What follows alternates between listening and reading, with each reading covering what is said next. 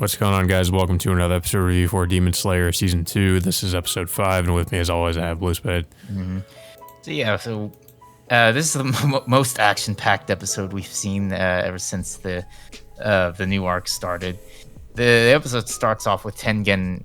I guess you could say he found one of his wives. I think her name is Hinatsuru. So he finds her pretty much binded up by one of Daki's obi sashes, and so she tells her side of the story of what happened. So apparently, she intentionally poisoned herself to get her out of the house she was working in. But unfortunately, Daki at the time, who was in that same house, caught on to what she was doing. So she used one of the obi sashes that she lent to Hinatsuru to pretty much end up spying on her, which ended up her getting captured in the first place. Yo, wasn't this the woman we saw in the last episode that got caught? No, that was talking to Tanjiro? No, that's Koinatsu. This is one of, I'm guessing this is one of Tengen's wives. Because we see his 3 wives in the flashback. She looks kind of different, so I wasn't sure if that was actually her or not, because we saw the other 2. Yeah, I mean, she her appearance is that of a geisha, so right, it kind of makes sense. But yeah, the episode kind of switches back and forth between Tanjiro versus Daki, and then there was another battle that goes on concurrently at the same time, in which we see Inosuke still rampaging through the house that he was working at, and eventually he finds a hole underneath the house, and then just somehow burrows his way inside to eventually, when he reaches into a cavern, which there's a whole slew of obi sashes with all the victims trapped inside of it. Yeah, and also skeletons of, I guess, other previous victims. Yeah, so we also find out that the obi sash is I guess alive in its own way, or I don't know if it's a separate demon or something like that, but it's not technically Daki. It's like a separate entity that works alongside Daki. It's basically a situation where you can't kill it. You need to kill the main body in order to kill this thing. Yeah, so this leaves Inosuke in a bind, which he eventually does end up freeing some of the victims, including Tengen's other 2 wives named Makio and Suma, and he also rescues several other women, including and he also ends up saving Zenitsu. Zenitsu. So it gets to a point where Inosuke has to save the hostages he saved, and fight off this demon obi sash, until thankfully Makio and Suma end up helping him out. Yeah, of course, along with Zenitsu, and I guess because he's still unconscious, he manages to use one of his thunder abilities to get rid of some of the parts of the sash, as well as, I guess, free some other people potentially. Mm-hmm. But yeah, it was kind of interesting, because I thought the whole episode would mostly just be Tanjiro versus Daki, but we do get to see and of course I thought we would see Tengen's perspective. But we pretty much get everyone's side of things as to what they're doing. So Tengen, of course, does eventually show up, because we saw earlier on in the episode he was hunting down Daki, and he ended up getting getting hinted off as to where she might be. Mm-hmm. So of course he ends up showing up near the end, and we get a brief flashback that kind of explains the history between him and his wives, that they were all, I guess, former shinobi. But we don't really get too much about it. It just kind of shows they're, I guess, when they first met each other, and that's pretty much it. I'm assuming there's a lot more to it though, so we'll probably get more on that later on. It's more of like, I think Suma was talking about her time as a shinobi, and it's her mission to give her life to for the mission to succeed. But it was Tengen who convinced her and the other two to pretty much not die by any means necessary. Even when they're trying to complete their mission. Yeah.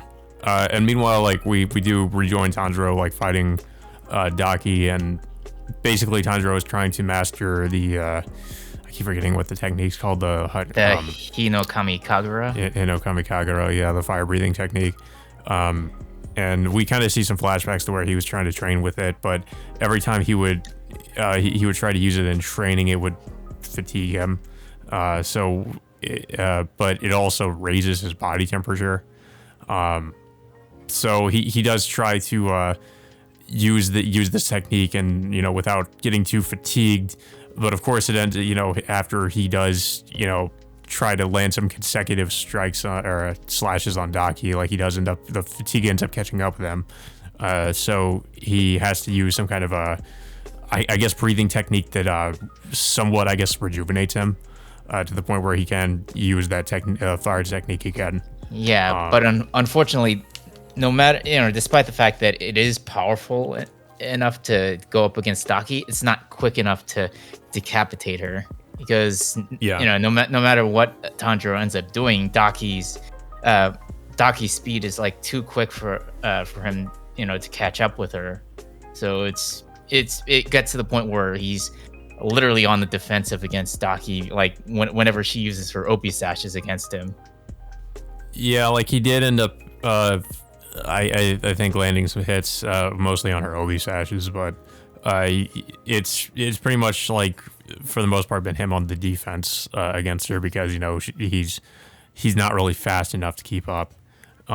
So I kind of figured that he wouldn't really be able to at least take on a demon of her rank by himself. I think what's probably going to happen is, like we were kind of saying before the video, that he's probably going to end up getting end up getting help from Nezuko at some point, because he'll be too weakened, and it'll look like he's on the verge of death or something. Either that, or it does. Obviously, we do know that Tengen has already freed his wives, so he will probably come to assist him eventually. But I mean, I guess it's more of a question of if they'll make it in time.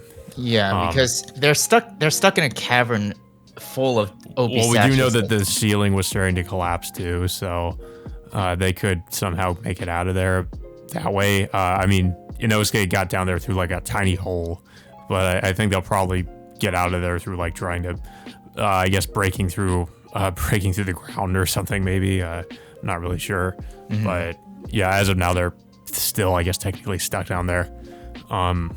So yeah, I guess it's either one of two things. Like Nezuko will either help out, or Tengen will manage, and the rest of them will manage to assist Tanjiro against her. Which, if it's the latter, then I don't really see, I don't really know. Well, I mean, I'm pretty sure Daki could probably hold them all off, but of course they'll have more of an advantage against her.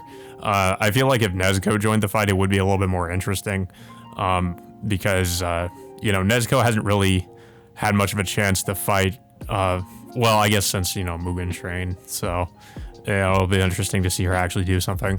Yeah, I have a feeling that something is bound to happen. Like eventually Nezuko is going to have to step in and fight Daki alongside Tanjiro. And it's also hinted with, the opening segment in which we see Nezuko, I guess, starting to gain some kind of new ability, as like before, like we back in the first season, she developed her exploding blood demon art against Rui, one of the lower demon moons.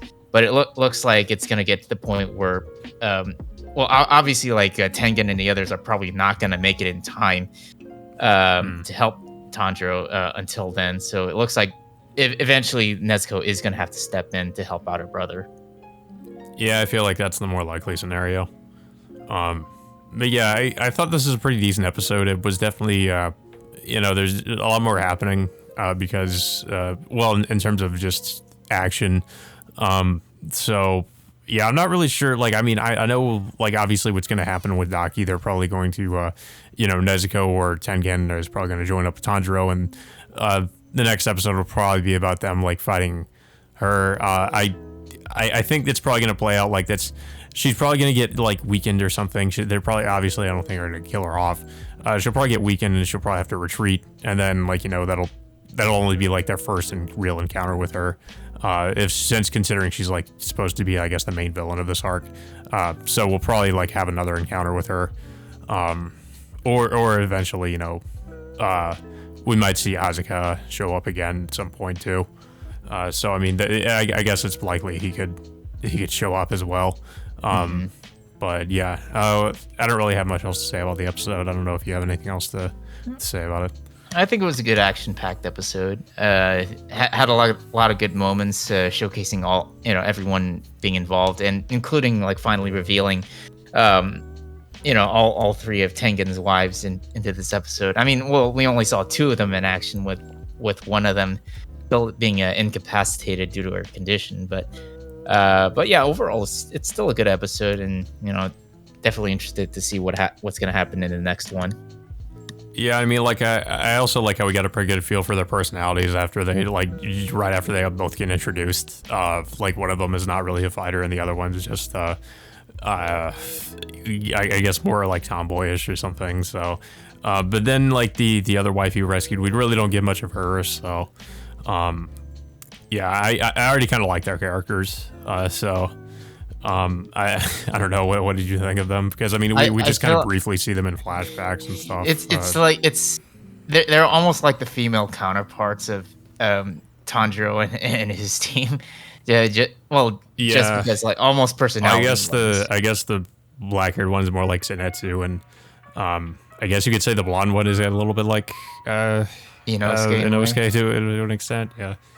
But yeah. Yeah, let us know what you guys thought about the episode, and that all being said, until next Sunday, we will see you all next time.